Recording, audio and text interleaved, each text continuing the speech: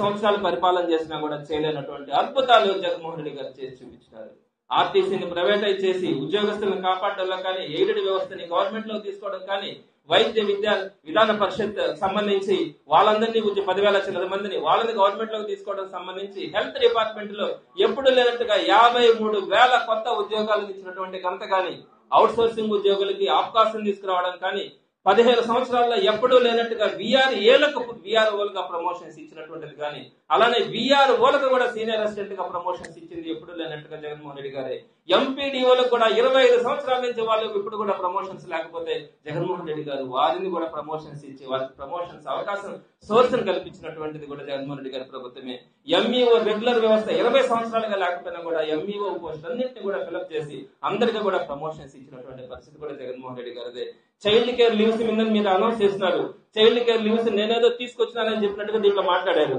Child care leaves ని 60 రోజుల నుంచి ఏకంగా 180 రోజులకు పెంచినటువంటి ఘనత జగన్మోహన్ రెడ్డి గారిది. ఆ చైల్డ్ కేర్ లీవ్స్ ను కూడా వాళ్ళ సర్వీస్ లో ఎప్పుడైనా వాడుకోవచ్చు అని చెప్పే ప్రతిపాదన మేము తీసుకొని వచ్చినాం. నేను ఎమ్మెల్సీ అయిన తర్వాత మేము జగన్మోహన్ రెడ్డి గారి దగ్గరికి వెళ్ళి అప్పీల్ చేసినందుకు జగన్మోహన్ రెడ్డి గారి మంచి మనసుతో మహిళలకు సంబంధించింది వాటిని ఎప్పుడైనా కూడా చైల్డ్ కేర్ లీవ్స్ వాళ్ళ సర్వీస్ లో వాడుకోవచ్చు అని చెప్పి ప్రతిపాదన చేసి ముందుకు తీసుకెళ్లినటువంటి ఘనత మాది. అలానే డిపార్ట్మెంటల్ ఎగ్జామ్స్ పెట్టేటప్పుడు కూడా నెగటివ్ మార్కులు తీసుకొని వచ్చి చంద్రబాబు నాయుడు గారు ఆ రోజు ప్రమోషన్స్ లేకుండా ప్రభుత్వ ఉద్యోగులు చేస్తే ఆ నెగటివ్ మార్కుల విధానాన్ని తీసేసి మొట్టమొదటిసారిగా ప్రమోషన్లన్నింటినీ కూడా సులభతరం చేసినటువంటి ఘనత జగన్మోహన్ రెడ్డి గారిది. అలానే 10,224 లాంగ్వేజ్ పండిట్లకు ప్రమోషన్స్ ఇచ్చినారు. 2,569 మంది పిఎన్ఎల్కి ప్రమోషన్స్ ఇచ్చినారు. ఏకంగా 25,000 మందికి 5 సంవత్సరాల్లో ప్రమోషన్స్ కనిపించినటువంటి ఘనత ఏ ప్రభుత్వంలో కూడా ఉండదో జగన్మోహన్ రెడ్డి గారు చేసినటువంటిది. అలానే సర్వే ఎంప్లాయీస్ కి 20 సంవత్సరాల నుంచి వాళ్ళకి ప్రమోషన్స్ లేకపోతే ఆ ప్రమోషన్స్ ఇచ్చినటువంటి ఘనత జగన్మోహన్ రెడ్డి గారిది. అలానే 25 సంవత్సరాల క్రితం 98 డిఎస్సీలో అన్యాయం అయిపోయినటువంటి టీచర్స్ కి సంబంధించి వారందరికీ కూడా ఉద్యోగాలు ఇచ్చినటువంటి ఘనత జగన్మోహన్ రెడ్డి గారిది. 15 సంవత్సరాల క్రితం 2008 డిఎస్సీలో అన్యాయమైనటువంటి 4,000 చిల్లర మంది అందరికీ కూడా ఉద్యోగాలు ఇచ్చినటువంటి ఘనత జగన్మోహన్ రెడ్డి గారిది. మీరు 2018 లో డిఎస్సీ వేసి ఉద్యోగాలు ఇవ్వకుండా పోతే అక్కడ ఉన్నటువంటి 8,000 మందికి కూడా ఉద్యోగాలు ఇచ్చినటువంటి ఘనత జగన్మోహన్ రెడ్డి గారిది. నాడు నేడు ద్వారా 43,000 స్కూల్స్ ని రెనోవేట్ చేసి అద్భుతంగా తయారు చేసి టీచర్లకు కానీ ఉద్యోగస్తులకు కానీ అందరికీ కూడా ఒక మంచి వర్క్ అట్మాస్ఫియర్ తెప్పించినటువంటి ప్రభుత్వం జగన్మోహన్ రెడ్డి గారిది. ఇన్ని చేసిన తర్వాత జగన్మోహన్ రెడ్డి గారి ప్రభుత్వాన్ని గురించి మీరు ఆడిపోసుకున్నట్టుగా మాట్లాడటం ఎంతవరకు సమంజసం అన్నది మీరు అందరూ కూడా ఆలోచించుకోవాలా. అలానే కాంట్రాక్ట్ ఎంప్లాయీస్ కానీ, పారిశుద్ధ్య కార్మికులు కానీ, హోమ్ గార్డులకు కానీ, అంగన్వాడీ వర్కర్స్ కానీ, వెలుగు యానిమేటర్స్ కానీ, యూనివర్సిటీలో ఉండే అకాడమిక్ కన్సల్టెంట్స్ కానీ ప్రతి ఒక్కరికి కూడా తగినటువంటి శాలరీస్ ని పెంచడం కానీ, అందరికీ కూడా జీతాలు పెంచినటువంటి ఘనత జగన్మోహన్ రెడ్డి గారిది. అప్పుడైనా ఇప్పుడైనా ఎప్పుడైనా ఆలోచించుకోండి, జగన్మోహన్ రెడ్డి గారిది ఒక మనసున్న ప్రభుత్వం. జగన్మోహన్ రెడ్డి గారిది పెట్టే ప్రభుత్వం అయితే మీది దోచుకునే ప్రభుత్వం. ఇది ప్రతి ఒక్కరి మాట. జగన్మోహన్ రెడ్డి గారిది సంపద సృష్టించే ప్రభుత్వం అయితే మీది ప్రజల సంపదను స్వాహా చేసేటువంటి ప్రభుత్వం. అది ఒక మనసున్న ప్రభుత్వం. ఇది కుట్రల ప్రభుత్వం. ఈ రోజు ప్రతి ఒక్కరి స్పందన కూడా ఇదే. తప్పకుండా చెప్తా ఉన్నాం, ఉద్యోగస్తులకు సంబంధించి ఆ డిఏకి సంబంధించి మీరు ఏదైతే రిటైర్మెంట్ లో తీసుకోమంటున్నారో దాని మీద వైఎస్ఆర్సీపీ గట్టిగా పోరాడుతుంది.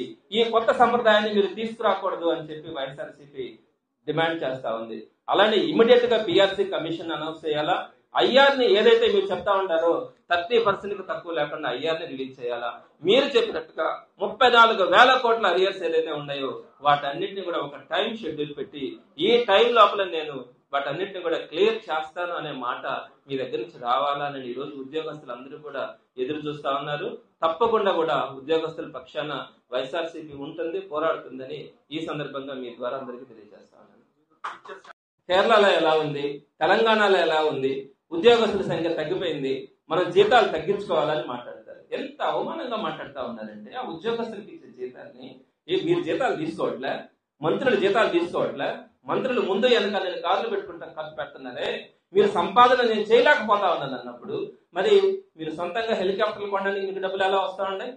అలానే ప్రతి ప్రైవేట్ కార్యక్రమానికి కూడా ముఖ్యమంత్రి గారితో పాటు వాళ్ళ అబ్బాయి కానీ, అలానే డిప్యూటీ సీఎం గారు కానీ వీరందరూ కూడా స్పెషల్ చాపర్స్ లో వెళ్తా ఉండారే, కొన్ని 10 సార్లు ఢిల్లీకి వెళ్తా ఉండారే. సంవత్సరాలలో ఎంతెంత ఖర్చులు అవుతా ఉన్నాయండి? ఈ మంత్రుల ఖర్చులు ఎక్కడైనా తగ్గించినారా? మీకు ఉద్యోగస్తుల జీతాలే కనపడతా ఉన్నాయా? సంపదను దోచుకుంటా ఉన్నారు. ఇవ్వాల్సిన వాళ్ళకి ఎక్కడ కూడా సంక్షేమ పథకాలు కానీ ఉద్యోగస్తులకు కానీ వాళ్ళకి కావాల్సినటువంటి జీతాలు కూడా ఈ రోజు మీరు ఇవ్వకుండా ఏదేదో కంపేర్ చేసుకొని మీరు మాత్రం విలాసవంతమైన జీవితాలు, పెద్ద పెద్ద బంగ్లాలు కట్టుకోవాలా, ముందు వెనక కొన్ని వందల సంఖ్యలో కార్లు, ఇవన్నీ కూడా స్పెషల్ చాపర్స్ లో తిరగడం, మీరు చేసేటువంటి చిన్న చిన్న కార్యక్రమాలు కూడా పెద్ద పెద్ద ఈవెంట్లు లాగా చేయడం, ఒక 16,000 ఉద్యోగాలు వేసే దానికి కొన్ని వందల కోట్ల రూపాయలు ఖర్చు పెట్టి అందరినీ కూడా అమరావతికి తీసుకొని వచ్చి సెలబ్రేషన్స్ చేసుకోవడం, వీటన్నిటికీ డబ్బులు వస్తాయా? అక్కడ కనిపించలేదా మీకు ఇతర రాష్ట్రాలతో కంపేర్ చేయాలని? ఇతర రాష్ట్రాల్లో మీకు సంపద ఉంది, మన దగ్గర సంపద తగ్గిపోతా ఉందని మీకు అక్కడ కనిపించట్లేదా? ఉద్యోగస్తుల జీతాల్లో మాత్రమే మీకు అలా కనపడతా ఉందా? ఈ వాలంటీర్లను అనవసరంగా తీసుకొని వచ్చి జగన్మోహన్ రెడ్డి గారు వాళ్ళకి ఇచ్చేది ఏంటంటే ఒక 100 కోట్ల రూపాయలు ఖర్చు అవుతుంది. ఆ 100 కోట్ల రూపాయలతో మనం ఎన్ని సర్వీసెస్ చేసినామో మీకు తెలుసా? ఈ రోజు పేద ప్రజలు ఈ రోజు సగర్వంగా ఈ రోజు ప్రతి ఒక్కరు కూడా బతకగలుగుతా ఉన్నారు, కార్యక్రమాలు చేసుకోగలుగుతా ఉన్నారంటే మనం ఆ రోజు కోవిడ్ సమయంలో కూడా వాలంటీర్లు ఉండబెట్టాం కదా. ఆ వాలంటీర్లు దండగా వాళ్ళకి అనవసరంగా జీతాలు ఇస్తాడని మాట్లాడారు. మరి అలా వాలంటీర్లకి అలా మీరు దండగా అనుకున్నప్పుడు మీరు ఎలక్షన్స్ ముందు వారందరికీ ఏమని మాయ మాటలు చెప్పినారు? 5,000 నుంచి నేను 10,000 రూపాయలు మీకు ఇస్తానని చెప్పి మీరే కదా మాయ మాటలు చెప్పింది. మీకు ఆ రోజు కనిపించలేదా వాళ్ళ దండగాని? మరి ఆ రోజు మీరు వాళ్ళ 10,000 రూపాయలు ఇస్తారని చెప్పి తీరా మీరు అధికారంలోకి వచ్చిన తర్వాత 2,60,000 కుటుంబాన్ని మీరు నడి రోడ్డు మీద వదిలేసినారే. మీరు 10,000 రూపాయలు ఇస్తానని చెప్పకుండా ఈ రోజు తీసేసినా కూడా దాని అర్థం వేరే, అర్థం చేసుకుంటారు. కానీ మీరు ఆ రోజు 10,000 రూపాయలు నేను ఇస్తానని చెప్పి ఈ రోజు మీరు వాళ్ళందరూ కూడా దండగా నేను 1 రూపాయి కూడా ఇదని చెప్పి తీసి పారేసినప్పుడు ఇది మోసం కాదా? ఇది దగా కదా? పోలీసు సోదరులు డే అండ్ నైట్ కష్టపడతారు. వారికి సంబంధించి 4 సరెండర్ లీవ్స్ ఉన్నాయి పెండింగ్. మీరు 1 సరెండర్ లీవ్ని ఇస్తా ఉన్నానని చెప్పినారు. పండగ చేసుకోండి అని చెప్పినారు. పండగను కూడా ఇంట్లో కాకుండా రోడ్ల మీద చేసుకోమని చెప్పి మాట్లాడారు. 4 ఎస్ఎల్స్ బదులు 1 సరెండర్ లీవ్ నుంచి అది కూడా ఏం చెప్పినారు? ఇప్పుడు ఇవ్వడంట, 2 నెలల తర్వాత 105 కోట్లు ఇస్తారంట, వచ్చే సంవత్సరంలో ఇంకొక 105 కోట్లు ఇస్తారంట. ఏమండి 210 కోట్లు మొత్తం కలిస్తే 1 సరెండర్ లీవే 4 1 కూడా ఇస్తారనుకోండి.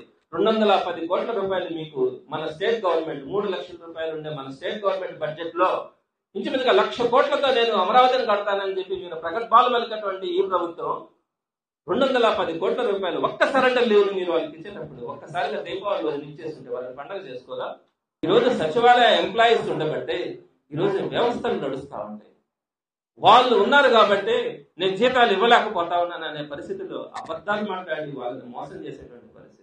ఎందుకు వాళ్ళు బ్రహ్మాండంగా వాళ్ళు మంచి ఇంటెలిజెన్స్, ఎక్కడో సాఫ్ట్వేర్ ఎంప్లాయీస్ గా పెద్ద పెద్ద ఉద్యోగాలు చేసుకుంటా లక్షలలో జీతాలు తీసుకునే వాళ్ళు కూడా ఏదో ఒక గవర్నమెంట్ ఎంప్లాయీగా నేను రాష్ట్రంలో సేవలు చేయాలని చెప్పి వాళ్ళు వచ్చి ఈ రోజు పనిచేస్తా ఉంటే వారిని పదే అవమానించి అటెండర్ పనులు కూడా చేయించడానికి టీ కాఫీలు కూడా మీరు వాళ్ళ దగ్గర డిస్ట్రిబ్యూట్ చేపిస్తా ఉంటారు కొన్ని మీటింగ్స్ లో. అట్లా అవమానించేది కాకుండా మీకు జీతాలు అనవసరంగా ఇస్తామని చెప్పి మాట్లాడారు నిన్న సీఎం గారు. ఎక్కడైనా ఆ విధంగా అవమానిస్తారా ముఖ్యమంత్రి గారి హోదాలో ఉండి? ఎందుకంత కడుపుంట సచివాలయ ఉద్యోగులు అంటే? 2వ పాయింట్, ఆర్టీసీని రెగ్యులర్ చేయడం మీద కూడా బాధపడ్డాడు. ఆర్టీసీ అన్నది రెగ్యులర్ కాకపోయి ఉంటే మీరు ఈ రోజు ఉచిత బస్సు ఇచ్చే పరిస్థితి కూడా ఉండదు. వాళ్ళకున్నటువంటి బకాయిలు పేరుకుపోయి మీరు ఉచిత బస్సు ఊసి కూడా ఎత్తుండలేదు. ఈ రోజు మీరు ఉచిత బస్సు ఇవ్వగలుగుతా ఉన్నారంటే ఆర్టీసీని రెగ్యులర్ గవర్నమెంట్ లోకి తీసుకోవడం వల్ల సుమారుగా 53,000 మంది ఉన్నటువంటి ఆర్టీసీని ఆ ఉద్యోగులను కూడా కోవిడ్ టైంలో కాపాడినటువంటి మనసున్న ప్రభుత్వం జగన్మోహన్ రెడ్డి గారు. మీరు ఈ రోజు దాన్ని కూడా తప్పుపడతారా? కాంట్రాక్ట్ ఉద్యోగులను కూడా మీ మాటలను బట్టి ఎక్కడ కూడా వాళ్ళని రెగ్యులర్ చేయాలని ఆలోచన కనిపించట్లా. జగన్మోహన్ రెడ్డి గారు దానికి సంబంధించినటువంటి జీవో తీసుకొని వచ్చి మొత్తం ప్రాసెస్ అంతా కంప్లీట్ చేసి ఆల్మోస్ట్ ప్రాసెస్ లో సగం మందిని కాంట్రాక్ట్ ఎంప్లాయీస్ రెగ్యులర్ చేసి మిగిలిన వాళ్ళని ఫార్మల్ గా వాళ్ళకి ఆర్డర్స్ ఇవ్వాల్సిన పక్షంలో మీరు ఈ రోజు వచ్చిన తర్వాత మీరు మాట్లాడుతున్నటువంటి తీరు గవర్నమెంట్ ఎంప్లాయీస్ ని తగ్గించాలా, వారికి జీతాలు ఇవ్వబల్లా అనే మాట్లాడుతున్నటువంటి తీరు కాంట్రాక్ట్ ఉద్యోగుల కడుపు మీద కూడా కొట్టే ప్రయత్నం ఈ రోజు ఈ ప్రభుత్వం చేస్తా ఉంది అన్నది అందరికీ కూడా అర్థమవుతా ఉంది. ఆప్కాస్ ఎందుకు తీసుకొచ్చినారని అసలు ఆప్కాస్ అంటే అందరికీ కూడా తెలియాలా.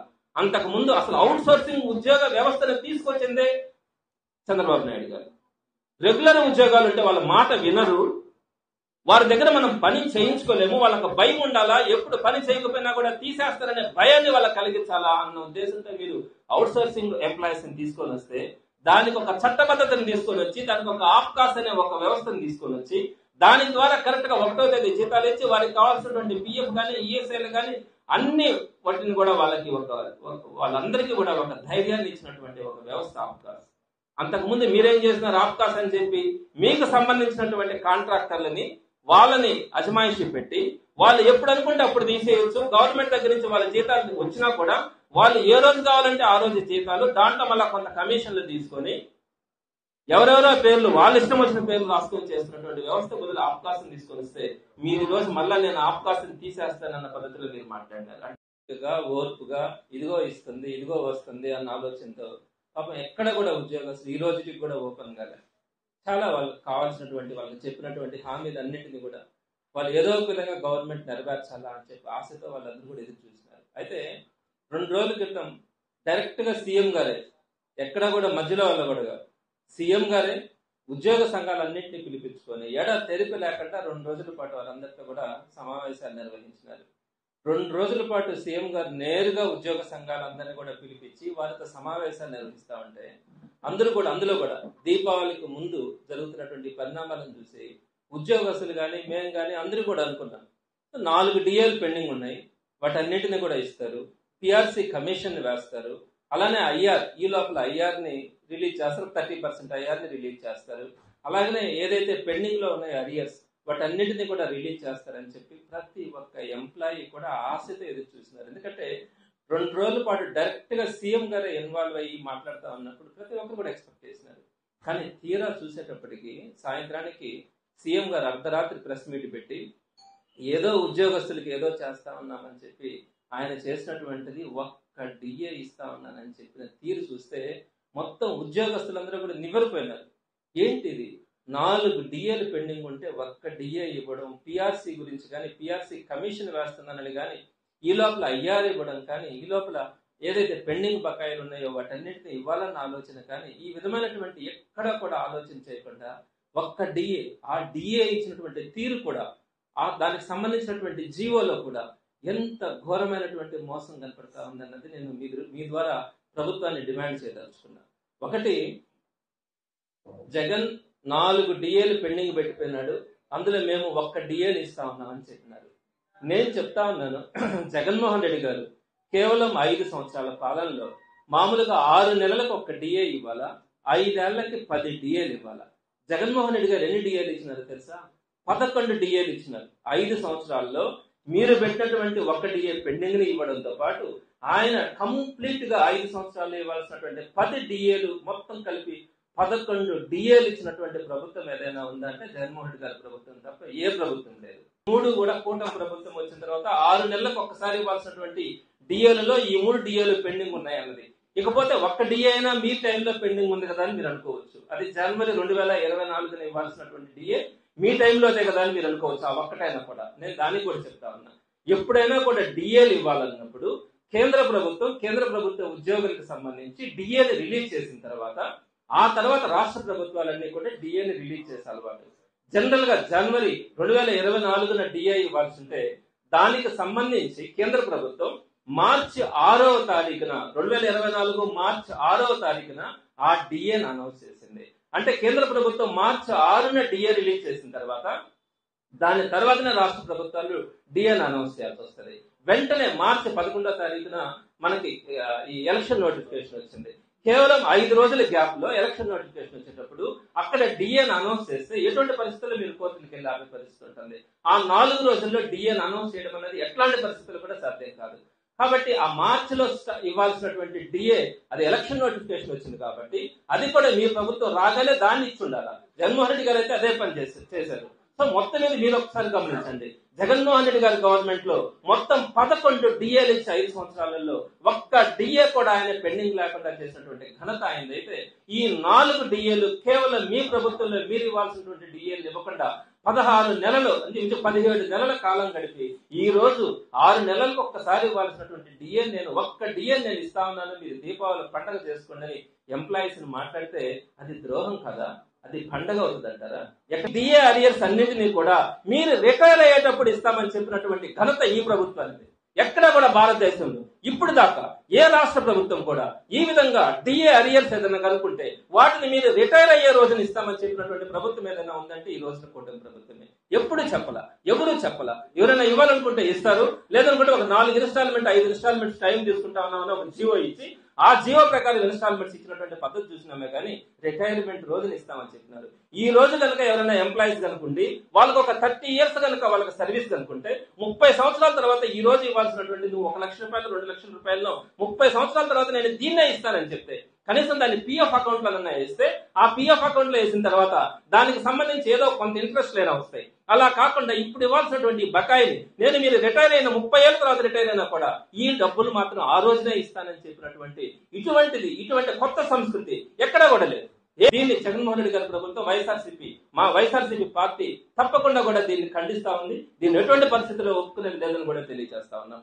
ఇంకొకటి విషయంకి వచ్చేటప్పటికి పిఆర్సీకి సంబంధించి సుమారుగా ఇప్పటికి ఎన్ని నెలలైంది? 2 సంవత్సరాల 3 నెలలు పిఆర్సీ కాల పరిమితి అయిపోయింది.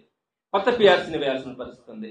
జగన్మోహన్ రెడ్డి గారు ఏదైతే 2023 జూలైన పిఆర్సీకి సంబంధించి కాల పరిమితి అయిపోయిందో వెంటనే ఇమీడియట్ గా ఆగస్టు నెలలో పిఆర్సీకి సంబంధించినటువంటి కమిషన్ వేసి ఆ కమిషన్ ఇచ్చినటువంటి రిపోర్టు ప్రకారంగా నేను పిఆర్సీని ఇస్తానని చెప్పి వెంటనే కమిషన్ వేస్తే మీరు ఒక 6 నెలల్లో మీ ప్రభుత్వం వచ్చిన తర్వాత వేసినటువంటి కమిషన్ చేత రిజైన్ చేయించినారు. కమిషన్ వేసిన తర్వాత కూడా 1 సంవత్సరం పాటు పడుతుంది ఆ కమిషన్ రిపోర్ట్ వచ్చిన తర్వాత పిఆర్సీని ఇంప్లిమెంట్ చేయడానికి. దాని గురించి మీరు నిన్న ఉద్యోగ సంఘాలతో మాట్లాడిన దాంట్లో మీరు ఏమన్నా ప్రస్తావించారా? పిఆర్సీ కమిషన్ వేస్తున్నామని ఎక్కడైనా చెప్పినారా? కనీసం చెప్పలేదు. ఇది మోసం కాదా? దగా కాదా? పిఆర్సీ అనౌన్స్ అయిపోగా పిఆర్సీ కమిషన్ వేయకపోగా కనీసం ఐఆర్ కూడా అనౌన్స్ చేయనటువంటి పరిస్థితి ఏ రాష్ట్రంలోనైనా ఉందేమో మీరు ఒకసారి గమనించుకోండి. మన రాష్ట్రంలో అయితే ఎప్పుడు లేదు. ఏఎంలీలో కానీ కౌన్సిల్లో కూడా మీరు 23% ఇచ్చినామని మీరు హేళన చేసి మాట్లాడినారు. అయితే మీరు హేళన చేసి మాట్లాడిన వాళ్ళు ఈ రోజు మీరు రాగానే మీరు ఇవ్వాలి కదా. మీరు వచ్చి కూడా 1 సంవత్సరం దాటిపోయిందిగా. ఈ రోజు కొత్త పిఆర్సీ వేయాలి కదా. కొత్త పిఆర్సీ ఈ రోజుకి కూడా మీరు ఆలోచన చేయకపోవడం, ఐఆర్ ఇవ్వకపోవడం, మీరు ఏం చేయాలనుకుంటా ఉన్నారు ఎంప్లాయీస్ అన్నది మీ ద్వారా నేను ప్రభుత్వాన్ని కూడా డిమాండ్ చేస్తా ఉన్నాను. మీరు ఇచ్చినటువంటి శ్వేతపత్రం ద్వారా, మీరు అధికారంలోకి రాగానే ఇచ్చినటువంటి శ్వేతపత్రం ద్వారా 22,000 కోట్ల ప్రభుత్వ ఉద్యోగాలకు సంబంధించినటువంటి బకాయిలు ఉన్నాయని మీరు ఒక వైట్ పేపర్ రిలీజ్ చేస్తున్నారు. 22,000 కోట్లు ఎప్పటి నుంచి? స్వాతంత్రం వచ్చినప్పటి నుంచి జగన్మోహన్ రెడ్డి గారి ప్రభుత్వం పూర్తయ్యే రోజు వరకు ఈ 22,000 కోట్లని దపాల వారీగా నేను ఉద్యోగులకు చెల్లిస్తానని చెప్పి మాయ మాటలు చెప్పి ఆ ఉద్యోగుల ఓట్లు వేయించుకొని తీరా ప్రభుత్వంలోకి వచ్చిన తర్వాత నిన్న మీరు ఇచ్చినటువంటి ప్రెస్ మీట్ లో మీరు ఏం చెప్పినారు? 22,000 కోట్ల బకాయిలు ఉన్నప్పుడు మీరు కొంతైనా చెల్లించుంటాయి తగ్గకపోగా నిన్న మీరు చెప్పినటువంటిది 34,000 కోట్ల అరియర్స్ ఉన్నాయని చెప్పినారు. మీరు ఇచ్చినటువంటి శ్వేతపత్రం ద్వారా ప్రభుత్వంలోకి రాగానే 22,000 కోట్లు బకాయిలు ఉన్నాయని చెప్పిన వాళ్ళు వాటిని మేము చెల్లిస్తామన్నప్పుడు ఈ రోజుకి 10,000 కోట్లు 15,000 కోట్లతో తగ్గుంటారని ఆశిస్తారు. కానీ వాటిని 34,000 కోట్ల బకాయిలకి మీరు తీసుకెళ్లారంటే మీరు చెప్పింది మోసమని మీకు అనిపించట్లేదా? ఎంప్లాయీస్ దఖా చేసిన వాళ్ళు మీకు అనిపించట్లేదా? మీరు ఇంకోటి కూడా చెప్తా ఉన్నారు, ఉద్యోగస్తులకి ఏదో భిక్షం వేసినట్టు మీరేదో దయాధర్మాల మీద వాళ్ళందరికీ కూడా జీతాలు ఇస్తా ఉన్నట్టు నిన్న మీరు మాట్లాడుతా ఉన్నారు. పవర్ స్టార్ పవన్ కళ్యాణ్ గారు, డిప్యూటీ సీఎం గారు బహుశా ఆయన పరువు తీశారు. ఎందుకంటే ఇప్పుడు ఆయన ఓఎస్డీ గారితోనో ఆయన ఐఏఎస్ ఆఫీసర్లతోనో ఇవన్నీ కూడా చెప్పినవి అన్ని తెప్పించుకుని ఒక పేజీలో నోటు తయారు చేసుకుంటే మీరు ఎందుకురా ఇవన్నీ చేశారని రేపు ఆయన అడగకపోతే నన్ను అడగండి. మీరు 14 నుంచి 19లో విపరీతమైన కేసులు పెట్టారు, ఏరువాక సాగేశారు, మొత్తం సర్జన్లు రద్దు చేస్తా ఉన్నారు. ఎలా రద్దు చేస్తారు? అప్పుడు మేము ఇదే ప్రశ్నించాం. ఇన్ని జరిగిపోయి భూములన్నీ ఎక్కడో బ్యాంకుల్లో తాకట్లు పెట్టేసి ఇంత లీగల్ ప్రాసెస్ జరిగిపోయిన తర్వాత మాజీ ముఖ్యమంత్రి గారు సర్జరీ రద్దు చేస్తామని ఎలా ఇస్తారని అందరం కూడా మాట్లాడడం జరిగింది ఆ రోజు. అయినా రద్దు చేసేస్తారంటే పాపం రైతులు నమ్మారు, రద్దు చేశారు. ఏం రద్దు చేశారు? తీసుకొచ్చి ఈ ఎవరైతే పోరాట కమిటీ ఉన్నారో ఆ పోరాట కమిటీని పక్కన పెట్టి వాళ్ళకు కావలసిన కమిటీ వేసుకొని ఆ కమిటీ ద్వారా 3 లక్షలు 5 లక్షలు కింద 9 లక్షలు ఇవ్వడానికి ఏదో మొత్తం చేసి ఈ పోరాటం మాకు అదొద్దు అన్న వాళ్ళ మీద కేసులు పెట్టి సెంట్రల్ జైల్లో పెట్టారు. జగన్ గారు వచ్చిన తర్వాత ఇవన్నీ తీసి కేసులన్నీ కూడా తీసివేయడం జరిగింది. ఎక్సెప్ట్ 2014 నుంచి 19 మధ్యలో పెట్టిన కేసులు తప్ప మిగతా మాక్సిమం అన్ని కూడా అయిపోయినాయి. కానీ కొన్ని కేసులు ఉన్నాయి, ఇంకా రైతుల మీద కేసులు ఉన్నాయి. మీరు కేసులు టెక్నికల్ గా ఉన్నాయి, ఆ కేసులు తీసి పాలాభిషేకం చేయండి. 75% ఉద్యోగాలు ఇచ్చి మీరు చేసుకోండి. లేదా ఈ సజ్జలో అధిక పరిశ్రమలు తెచ్చి చేయండి. అక్కడ సజ్జలో పోరాటం చేస్తూ పొల్యూషన్ కోసం పోరాటం చేస్తున్న సమస్యను తీసి పాలాభిషేకం చేయండి. అంతేగాని ఈ క్రెడిట్ని జగన్ గారు తెచ్చిన క్రెడిట్ని మా క్రెడిట్ అని చెప్పుకొని చేయటం మాత్రం పూర్తిగా మేము ఖండిస్తున్నాం. ఈవేళ సజ్జలో ఆ 5 విలేజ్లు నిలబడ్డాయంటే, ఆ 2000 ఎకరాలు వాళ్ళకి వచ్చాయంటే కేవలం జగన్ గారి వల్లే వచ్చాయి. ఈవేళ ఇళ్లు కట్టుకుంటున్నారంటే, గృహప్రవేశాలు చేసుకుంటున్నారంటే మా బిడ్డ ఆనందరెడ్డి చెప్పడం జరిగింది. మా భూమి ఎందుకు కాకుండా ఉన్న భూమి ఈ రోజు మాకు తిరిగి ఎస్సీజెడ్ మాకు తిరిగి ఇవ్వటం వల్ల, జగన్ గారు ఇప్పించడం వల్ల నా భూమి ఎకరం 2 కోట్లు అయిందని చెప్పి ఆయనే చెప్పడం జరిగింది. నాకు అక్కడ సజ్జ పోరాట రైతుల్ని ఆ పోరాట కమిటీ వాళ్ళని ఇంకా పోరాటం అక్కర్లేదు, పోరాటం లేదు కమిటీ లేదు, అయిపోయింది. జగన్ గారు పోరాటాన్ని క్లియర్ చేశారు, ఎవరు భూములు వాళ్ళకి ఇచ్చారు, వాళ్ళు చాలా హ్యాపీగా ఉన్నారు. మాకు అది సంతోషం. జగన్ గారు ఆలోచన ఏదైతే ఉందో అందరూ బాగుండాలి, రైతులు బాగుండాలి, వాళ్ళు మంచి సొంత ఇళ్లలో ఉండాలి, వాళ్ళ వ్యవసాయం వాళ్ళు చేసుకోవాలని అనుకున్నారు. ఆ విధంగా చేసుకుంటున్నారు. మళ్ళీ వాళ్ళని ఏదో రకంగా ఇబ్బంది పెట్టాలని, వాళ్ళని ఏదో రకంగా అవసరానికి వాడుకోవాలని చూడటం మాత్రం కరెక్ట్ కాదు. మేము ఎప్పుడైనా సరే సజ్జ రైతులు వెన్నట్టే సజ్జకి సంబంధించిన సజ్జ విషయంలో రాజా గారు కానీ, మేము కానీ, కన్నబాబు గారు కానీ వాళ్ళకి ఏ సమస్య వచ్చినా మేము వెన్నంటి ఉంటాం. 75% ఉద్యోగాలు ఇవ్వాలి. అదేవిధంగా స్కిల్ డెవలప్మెంట్ సెంటర్ ఏర్పాటు చేయాలి. అక్కడ సెజ్ పోర్ట్ ఏదైతే ఉందో అది మధ్యలో ఆపేశారు, దాన్ని పూర్తి చేయాలి. అదేవిధంగా వాకలపూడి నుంచి అన్నవరం వరకు చేపట్టిన రోడ్డుని కంప్లీట్ చేయాలి, ఇన్ టైంలో కంప్లీట్ చేయాలి. ఆ సెజ్కి సంబంధించిన పొల్యూషన్ లేకుండా గ్రామాలని ఇబ్బంది పెట్టకుండా చేయాల్సిన అవసరం ఉంది. అదేవిధంగా ఏదైతే బీచ్ రోడ్డుకి సంబంధించి ఏదైతే వాల్ ఉందో అది ఖచ్చితంగా కూడా కంప్లీట్ చేయాల్సిన బాధ్యత ఉంది. ఇవి బాధ్యతలు తీసుకుని దీని మీద చేస్తే అందరూ అభినందిస్తారు, అందరూ కూడా మెచ్చుకుంటారు. కానీ జగన్ గారు చేసిన మేలుని మీ మేలు కింద మాత్రం చెప్పుకోవటం కరెక్ట్ కాదు అనేది నా అభిప్రాయం, మా అందరి అభిప్రాయం.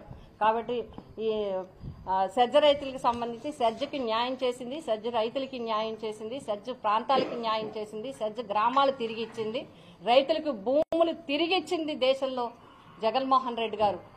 అందుకు వారికి హృదయపూర్వకంగా మరొక్కసారి సజ్జ రైతులు అందరి తరఫున, సజ్జ గ్రామాల అందరి తరఫున ధన్యవాదాలు తెలియజేస్తాం. మద్యం గురించి మీరు చెప్పింది ఏంటి? ఇప్పటి వరకు రాజకీయ చరిత్రలో మద్యం మీద మేము ఈ మద్యం ఇస్తాం అని చెప్పి ప్రచారం చేసుకుని వచ్చిన ప్రభుత్వం ఈ ప్రభుత్వమే. ఎవరు మద్యం మీద ఇంత ప్రచారం చేయలేదు. పోనీ ప్రచారం చేశారు, వచ్చి ఏం చేశారు మీరు? 24 గంటలు ఏటీఎం కూడా పనిచేయదు, మద్యం షాపులు పనిచేస్తాయి. ఎక్కడ పడితే అక్కడ బెల్ట్ షాపులు. మొన్న చెప్పడం జరిగింది, గుడి ఉండదు, బడి ఉండదు, మసీదు ఉండదు, చర్చ్ ఉండదు, గ్రంథాలయం ఉండదు, ఏది ఉండదు, అన్ని చోట్ల మద్యం దొరుకుతుంది. ఈ పరిస్థితి రాష్ట్రంలో ఉండడం జరిగింది. ముఖ్యంగా మా అందరి కన్సర్న్ ఒకటి, ఆరోగ్యశ్రీ విషయంలో మాత్రం ప్రజలు చాలా ఇబ్బంది పడుతున్నారు. ప్రజల ప్రాణాలు తీసేయడానికైనా ప్రభుత్వాలు ఉండేది, ప్రజల ప్రాణాలు రక్షించడానికి ఉండాలి. ఎంత మంచి పథకం ఆరోగ్యశ్రీ అంటే, ఎంత ధైర్యాన్ని ఇచ్చారు. విద్యా వైద్యంలో పూర్తి ధైర్యాన్ని పేదవాడికి ఇచ్చిన ప్రభుత్వం జగన్మోహన్ రెడ్డి గారి ప్రభుత్వం. అన్ని సమస్యల్లో పడేశారు, అందరినీ ఆందోళనలో పడేశారు. చరిత్ర సృష్టించారని చెప్తున్నారు. చరిత్ర సృష్టించారని చెప్పి ముఖ్యమంత్రి గారు, ఉప ముఖ్యమంత్రి గారు చరిత్ర సృష్టించారని పత్రికల్లో రాశారు, అన్ని రాశారు. సరే, వాళ్ళు ఏదో రాశారు పోలే అనుకున్నాం. కానీ లోకల్గా ఉండే నాయకులు కూడా అప్పుడు పాలు పోసారు, ఇప్పుడు పాలు పోసారు. అప్పుడుకి ఇప్పటికి ఫోటో మారింది. 5 గ్రామాల ప్రజలు, గ్రామాలు ఎప్పుడు పుట్టాయో మాకు తెలీదు, ఎప్పుడు వచ్చాయో మాకు తెలీదు, ఎవరికీ తెలియదు. ఎన్ని సంవత్సరాల కిందటో ఆ గ్రామాలు పుట్టాయి. ఆ గ్రామాల్లో ఎంతో మంది రైతులు, ఎంతో మంది ప్రజలు ఆ గ్రామాలతో బండిపేట, రామరాఘవపురం, ముమ్మడివరపాడు, శ్రీరాంపురం, ఈ గ్రామాలన్నీ కూడా ఎప్పుడో పుట్టాయి. ఆ పుట్టిన గ్రామాలు పరిశ్రమల్లో కలిసిపోయే పరిస్థితుల నుంచి మళ్లీ గ్రామాలని బ్రతికించిన వ్యక్తి జగన్మోహన్ రెడ్డి గారు. ఆ గ్రామాలని, ఆ గ్రామస్తులకు అప్పచెప్పింది జగన్మోహన్ రెడ్డి గారు. ఆ గ్రామ రైతుల్ని గౌరవించింది జగన్మోహన్ రెడ్డి గారు. ఆ పోరాట సమితికి అపారమైన గౌరవం ఇచ్చింది జగన్మోహన్ రెడ్డి గారు. 2019 ఎన్నికలు వచ్చినప్పుడు పిఠాపురంలో మాట ఇచ్చినట్టుగా హై లెవెల్ కమిటీ వేస్తామని చెప్పి ఆ కమిటీ వేసి కన్నబాబు గారిని చైర్మన్గా పెట్టి రాజా గారితో అందరితో సలహాలు తీసుకుని మేమందరం కూడా కమిటీ ఎప్పుడు హాజరైతే అప్పుడు ఉండి అధికారులందరితో అక్కడుండే పారిశ్రామికవేత్తలందరూ అందరితో మాట్లాడి తిరిగి రైతులకి భూములు ఇస్తే ఒక మెమో ఇస్తే మెమోలో కూడా ఇందాక చెప్పడం జరిగింది. మెమో ఏమి ఇచ్చారు? 2021లో ఇచ్చిన జీవోని పూర్తిగా దాన్ని అమలు చేయమని. అంటే అప్పటికే జీవో ఇచ్చారు, డబ్బు లేకుండా రిజిస్ట్రేషన్ ఇచ్చారు, దగ్గర 1050 ఎకరాలు రైతులకు తిరిగి ఇచ్చేయడం జరిగింది. ఇంకా టెక్నికల్గా ఏమన్నా ఉంటే వాటిని ప్రాసెస్లో జరుగుతూ ఉంటాయి. ఈ మెమోకో ఏదో పెద్ద జీవో ఇచ్చినట్టుగా చేయటం అనేది చాలా హాస్యాస్పదంగా ఉంది. ఒక 30 కిలోమీటర్ల దూరం పాటు ఈ వాటర్ని తీసుకెళ్లిపోయేలాగా ఒక డిజైన్ తయారు చేయించారు జగన్మోహన్ రెడ్డి గారు. ఈ హ్యాచరీస్ కానీ వీటికి కానీ ఏ రకమైన ఇబ్బంది లేకుండా ఓ 30 కిలోమీటర్ల పాటు వాటర్ దూరంగా తీసుకెళ్లిపోయి అక్కడ వాటర్ అక్కడ డంప్ చేసే విధంగా ఆయన ఈ పొల్యూటెడ్ వాటరు ఆల్రెడీ ట్రీట్మెంట్ చేసి అక్కడ డంప్ చేసే విధంగా 30 కిలోమీటర్ల దూరం తీసిపోయి డంప్ చేసే విధంగా ఆయన ఆలోచన చేసి ప్లాన్ చేసి ఒక సిస్టమ్ని క్రియేట్ చేశారు. దానికి ఒక నిష్పత్తిలో ప్రైవేట్ కంపెనీలే ఖర్చు పెట్టుకునేలాగా, ఆ డబ్బు కూడా ప్రైవేట్ కంపెనీలే ఖర్చు పెట్టుకునేలాగా ఒప్పందం చేసుకున్నారు జగన్మోహన్ రెడ్డి గారు. దయచేసి ఒక్కసారి వెనక్కి వెళ్ళి అవన్నీ చూసుకుని మీరు జగన్మోహన్ రెడ్డి గారు ఏదైతే చేశారో కొన్ని సర్వేలు కూడా ఆ రికార్డ్స్ అన్నీ తెప్పించుకుని ఇదే ప్రైవేట్ కంపెనీలతో మీరు ఇన్వెస్ట్ చేయించి ఆ పైప్ లైన్ వేయించి 30 కిలోమీటర్ల దూరం పట్టుకెళ్ళిపోతే అక్కడ సమస్య సాల్వ్ అయిపోద్ది, ఆ మత్స్యకారులకు ఉన్న సమస్య సాల్వ్ అయిపోద్ది. దయచేసి ఆ రకంగా కొద్దిగా ఆలోచించండి. అంతేగాని ఒక గంట ఈవెంట్ మేనేజ్మెంటో లేకపోతే 2 గంటల ఈవెంట్ మేనేజ్మెంట్ వస్తే ఎవరికి కలిసి వచ్చేది ఏం లేదు. వాటర్ ప్యాకెట్ రాని రేటుకి ఎకరం భూమి ఇచ్చేసి వాటర్ ప్యాకెట్ కూడా రాదు 99 పైసలకి ఎకరం భూమి వాళ్ళకి ఇచ్చేసి విజన్ అంటే ఎట్లాగా? అది విజనా? ఎన్టీ రామారావు గారు నా అల్లుడు ఔరంగజేబులాటోడని అనేవారు. అంటే ఆయనకి ఇంకంతకన్నా దుర్మార్గుడితో పోల్చడానికి ఇంకోటి లేడు, అంతకన్నా దుర్మార్గుడు మన భారతదేశ చరిత్రలో. లేదా ఉంటే ఆయనతోనన్నా పోల్చినేమో. ఇంకంతకన్నా దుర్మార్గుడు లేక ఔరంగజేబులాటోడని అన్నాడు అనమాట పాపం ఆయన పెద్ద ఆయన నిజమని నిరూపించుకుంటున్నాడు. వైజాగ్లో KGH hospital Andhra medical college వాళ్ళు తీసుకొచ్చిందే పేద ప్రజల వైద్యం కోసం. వాళ్ళకి మినిమం చిన్న కన్సర్న్ ఉంది. పేద ప్రజల పాటు ఆంధ్రప్రదేశ్ ప్రజల పాటు బ్రిటిష్ వాళ్ళకి కూడా కన్సర్న్ ఉంది. ఆ కన్సర్న్ కూడా ఈ చంద్రబాబు నాయుడు గారికి లేదు. జగన్మోహన్ రెడ్డి గారు ఏదైతే పేద బడుగు బలహీన వర్గాల కోసం తెచ్చిన ఈ మెడికల్ కాలేజీలన్నీ 100 రూపాయలకి ఎకరం 100 రూపాయలు చొప్పున 66 సంవత్సరాలు 33 + 33 66 సంవత్సరాలకి కట్టబెట్టేస్తున్నాడు.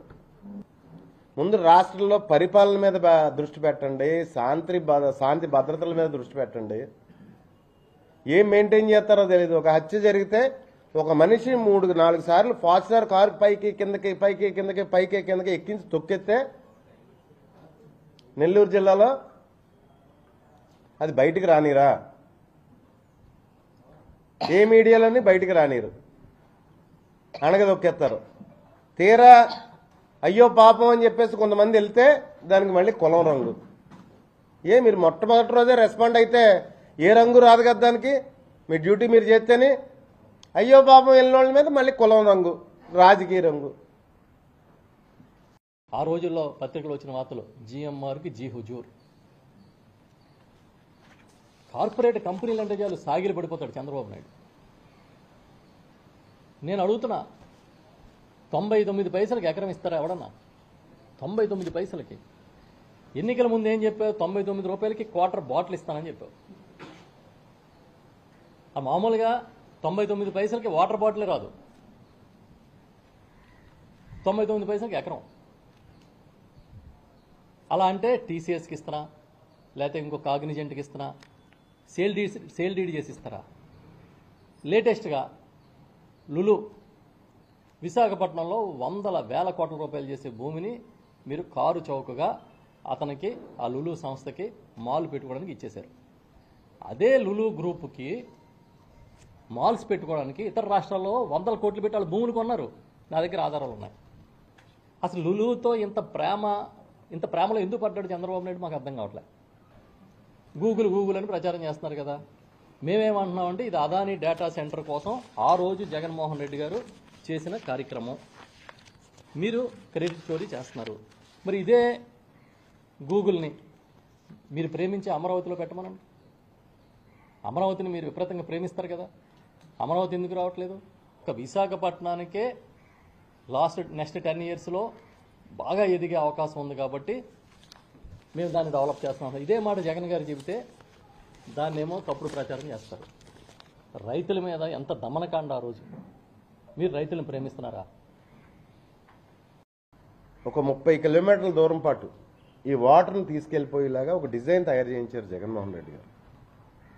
ఈ హ్యాచరీస్ కానీ వీటికి కానీ ఏ రకమైన ఇబ్బంది లేకుండా ఓ 30 కిలోమీటర్ల పాటు వాటర్ దూరంగా తీసుకెళ్లిపోయి అక్కడ వాటర్ అక్కడ డంప్ చేసే విధంగా ఆయన ఈ పొల్యూటెడ్ వాటరు ఆల్రెడీ ట్రీట్మెంట్ చేసి అక్కడ డంప్ చేసే విధంగా 30 కిలోమీటర్ల దూరం తీసిపోయి డంప్ చేసే విధంగా ఆయన ఆలోచన చేసి ప్లాన్ చేసి ఒక సిస్టమ్ని క్రియేట్ చేశారు. దానికి ఒక నిష్పత్తిలో ప్రైవేట్ కంపెనీలే ఖర్చు పెట్టుకునేలాగా, ఆ డబ్బు కూడా ప్రైవేట్ కంపెనీలే ఖర్చు పెట్టుకునేలాగా ఒప్పందం చేసుకున్నారు జగన్మోహన్ రెడ్డి గారు.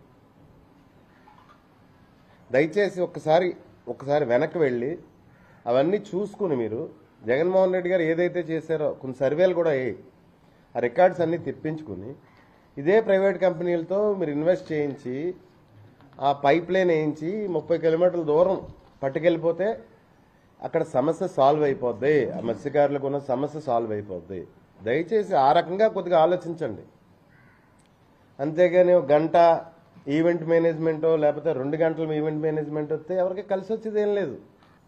వాటర్ ప్యాకెట్ రాని రేటుకి ఎకరం భూమి ఇచ్చేసి వాటర్ ప్యాకెట్ కూడా రాదు 99 పైసలకి ఎకరం భూమి వాళ్ళకి ఇచ్చేసి విజన్ అంటే ఎట్లాగా? అది విజనా? ఎన్టీ రామారావు గారు నా అల్లుడు ఔరంగజేబులాటోడని అనేవారు. అంటే ఆయనకి ఇంకంతకన్నా దుర్మార్గుడితో పోల్చడానికి ఇంకోటి లేడు అంతకన్నా దుర్మార్గుడు మన భారతదేశ చరిత్రలో. లేదా ఉంటే ఆయనతోనన్నా పోల్చినేమో. ఇంకంతకన్నా దుర్మార్గుడు లేక ఔరంగజేబులాటోడని అన్నాడు అనమాట పాపం ఆయన పెద్ద ఆయన నిజమని నిరూపించుకుంటున్నాడు. వైజాగ్లో KGH hospital Andhra medical college వాళ్ళు తీసుకొచ్చిందే పేద ప్రజల వైద్యం కోసం. వాళ్ళకి మినిమం చిన్న కన్సర్న్ ఉంది. పేద ప్రజల పాటు ఆంధ్రప్రదేశ్ ప్రజల పాటు బ్రిటిష్ వాళ్ళకి కూడా కన్సర్న్ ఉంది. ఆ కన్సర్న్ కూడా ఈ చంద్రబాబు నాయుడు గారికి లేదు. జగన్మోహన్ రెడ్డి గారు ఏదైతే పేద బడుగు బలహీన వర్గాల కోసం తెచ్చిన ఈ మెడికల్ కాలేజీలన్నీ 100 రూపాయలకి ఎకరం 100 రూపాయలు చొప్పున 66 సంవత్సరాలు 33 + 33 66 సంవత్సరాలకి కట్టబెట్టేస్తున్నాడు. ముందు రాష్ట్రంలో పరిపాలన మీద దృష్టి పెట్టండి. శాంతి భద్రతల మీద దృష్టి పెట్టండి. ఏం మెయింటైన్ చేస్తారో తెలియదు. ఒక హత్య జరిగితే ఒక మనిషి 3-4 సార్లు ఫార్చునర్ కారు పైకి కిందకి ఎక్కించి తొక్కెత్తే నెల్లూరు జిల్లాలో అది బయటికి రానిరా. ఏ మీడియాలోని బయటికి రానిరు, అణగదొక్కేస్తారు. తీరా అయ్యో పాపం అని చెప్పేసి కొంతమంది వెళ్తే దానికి మళ్ళీ కులం రంగు. మీరు మొట్టమొదటి రోజే రెస్పాండ్ అయితే ఏ రంగు రాదు కదా దానికి. మీ డ్యూటీ మీరు చేస్తేనే అయ్యో పాపం వెళ్ళిన వాళ్ళ మీద మళ్ళీ కులం రంగు, రాజకీయ రంగు. ఆ రోజుల్లో పత్రికలు వచ్చిన వార్తలు జిఎంఆర్కి జీ హుజూర్. కార్పొరేట్ కంపెనీలు అంటే చాలు సాగిలి పడిపోతాడు చంద్రబాబు నాయుడు. నేను అడుగుతున్నా, 99 పైసలకి ఎకరం ఇస్తారా ఎవడన్నా? 99 పైసలకి. ఎన్నికల ముందు ఏం చెప్పావు? 99 రూపాయలకి క్వార్టర్ బాటిల్ ఇస్తానని చెప్పావు. ఆ మామూలుగా 99 పైసలకి వాటర్ బాటిలే రాదు. 99 పైసలకి ఎకరం. అలా అంటే టీసీఎస్కి ఇస్తారా, లేకపోతే ఇంకో కాగ్నిజెంట్కి ఇస్తారా, సేల్ డీడ్ చేసి ఇస్తారా? లేటెస్ట్గా లులు విశాఖపట్నంలో 100,000 కోట్ల రూపాయలు చేసే భూమిని మీరు కారు చౌకగా అతనికి ఆ లులు సంస్థకి మాల్ పెట్టుకోవడానికి ఇచ్చేశారు. అదే లులు గ్రూప్కి మాల్స్ పెట్టుకోవడానికి ఇతర రాష్ట్రాల్లో 100 కోట్లు పెట్టి వాళ్ళు భూములు కొన్నారు. నా దగ్గర ఆధారాలు ఉన్నాయి. అసలు లులుతో ఇంత ప్రేమలో ఎందుకు పడ్డాడు చంద్రబాబు నాయుడు మాకు అర్థం కావట్లేదు. గూగుల్ అని ప్రచారం చేస్తున్నారు కదా. మేమేమంటున్నామంటే ఇది అదానీ డేటా సెంటర్ కోసం ఆ రోజు జగన్మోహన్ రెడ్డి గారు చేసిన కార్యక్రమం. మీరు క్రెడిట్ స్టోరీ చేస్తున్నారు. మరి ఇదే గూగుల్ని మీరు ప్రేమించి అమరావతిలో పెట్టమనండి. అమరావతిని మీరు విపరీతంగా ప్రేమిస్తారు కదా. అమరావతి ఎందుకు రావట్లేదు? ఒక విశాఖపట్నానికే నెక్స్ట్ 10 yearsలో బాగా ఎదిగే అవకాశం ఉంది కాబట్టి మేము దాన్ని డెవలప్ చేస్తున్నాం. ఇదే మాట జగన్ గారు చెబితే దాన్నేమో తప్పుడు ప్రచారం చేస్తారు. రైతుల మీద ఎంత దమనకాండ ఆ రోజు. మీరు రైతులను ప్రేమిస్తున్నారా? జగన్ గారు ఇవాళకి కాదు ఏ వాళ్ళకైనా సరే హిస్టారికల్ లీడర్, ఎస్సీజెడ్కి సంబంధించి చారిత్రాత్మక నాయకుడిగా మిగిలిపోతాడు. 16 రాష్ట్రాల్లో ఎస్సీజెడ్ కేసులకి జగన్ గారు ఇక్కడ భూములు ఎస్సీజెడ్ నుంచి తొలగించిన కేసే ఆధారంగా సుప్రీంకోర్టులో కేసులు నడుస్తున్నాయి. ఆంధ్రప్రదేశ్లో జగన్ గారు వదిలేయగలేంది మీరెందుకు వదలరని చెప్పి సుప్రీంకోర్టులో కేసులు నడుస్తున్నాయి. మేము వెనక్కిచ్చిన భూముల్ని మళ్ళీ మేము ఇచ్చామని చెప్పుకోవడం కాదు, చిన్న టెక్నికల్ రీజన్తో మొత్తం 2180 ఎకరాల్లో సుమారు 1000 ఎకరాలు పైగా వైఎస్ఆర్ హయాంలోని రిజిస్ట్రేషన్లు జరిగిపోయింది. రైతులకి సర్వేలు చేసి భూములు అప్పగించేశారు, రిజిస్ట్రేషన్లు జరిగిపోయింది. మరొక 1000 ఎకరాలు రిజిస్ట్రేషన్ జరగాల్సి ఉంది. ఏమైంది అంటే ఆ టైంలో రిజిస్ట్రేషన్ డిపార్ట్మెంట్ ఒక ప్రైమ్ వెర్షన్ 2.0ని తీసుకురావడంతో అక్కడ టెక్నికల్గా అది ఛార్జీ లేకుండా ఉచిత రిజిస్ట్రేషన్లు తీసుకోకపోవడం వల్ల డిలే జరిగింది, సాఫ్ట్వేర్ డిలే. ఈ క్రమంలో ఆ 1000 ఎకరాలు రిజిస్ట్రేషన్ అవ్వలేదు, కానీ రైతుల చేతిలోనే ఉన్నాయి. కానీ దాన్ని ఇప్పుడు ఆ రిజిస్ట్రేషన్ డిపార్ట్మెంట్లో అదే ఉచిత రిజిస్ట్రేషన్ చేయడానికి ఈ ప్రభుత్వం మెమో ఇచ్చింది. ఇచ్చి మొత్తం భూములన్నింటినీ మేమే తీసేసామన్నట్టుగా ప్రచారం చేస్తున్నారు. మేము అడుగుతున్నాం, ఇప్పుడు మేము ఇచ్చిన 158 జీవోలో ఇంకా చాలా అంశాలు ఉన్నాయి. స్థానికులకి 75% ఉద్యోగాలు ఇవ్వాలని ఒక నిర్ణయాన్ని ఆ రోజు కేబినెట్ తీసుకుంది. కమిటీ సిఫార్సు మేరకు జగన్మోహన్ రెడ్డి గారు ఇది ఖచ్చితంగా జరిగి తీరాల్సిందని చట్టం కూడా చేశారు. ముందు దాన్ని అమలు చేయించారు. అసలు ఎస్సీజెడ్ చరిత్రలోకి వెళ్తే ఎక్కడ ప్రారంభమైంది?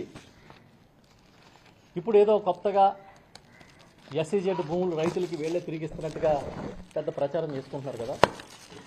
మేము అడుగుతున్నాం సూటిగా, ఆ రోజు జగన్మోహన్ రెడ్డి గారు పిఠాపురం సభలో ఎన్నికల ముందు మేము అధికారంలోకి వస్తే రైతులకి ఎక్విజేషన్ కాని భూములన్నింటినీ కూడా తిరిగి అప్పగిస్తాము అని ఒక మాట ఇచ్చి నెంబర్ ఆఫ్ మీటింగ్స్ పెట్టి దీనికి ఒక తుది రూపం తీసుకొచ్చి జియో నెంబరు 158ని విడుదల చేశాం. 6/7/2021 ఇచ్చిన ఈ జియో ఏంటంటే ఇది ఉచితంగా రిజిస్ట్రేషన్ ఫీజు లేకుండా 2180 ఎకరాలు వెనక్కి ఇవ్వడానికి ఇచ్చిన జియో. దీంతోపాటు ఈ మొత్తం ఈ భూముల్ని వెనక్కి ఇవ్వడానికి ఉద్దేశించింది జియో నెంబర్ 12.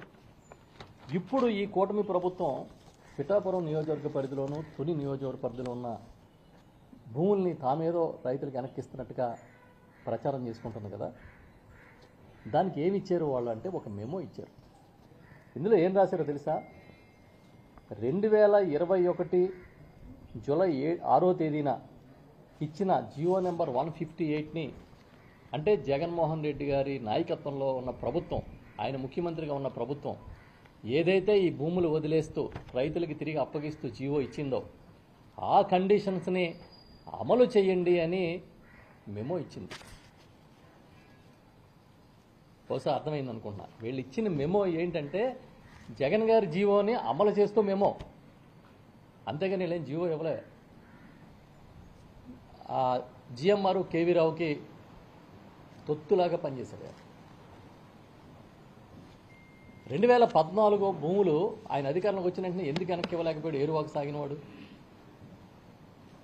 పైగా పంచాయతీరాజ్ శాఖ మంత్రిగా లోకేష్ గారు కొద్ది కాలం పనిచేసినప్పుడు ఒక ఆర్డర్ ఇవ్వడానికి ప్రయత్నం చేశారు. ఆర్డర్ ఏంటో తెలుసా? ఆ ప్రాంతంలో ఉన్న పంచాయతీలకి అధికారాలు ఏముండవు, ఓన్లీ సెర్జ్కే అధికారాలు ఉంటాయి. తీర్మానాలు కూడా అక్కర్లేదని.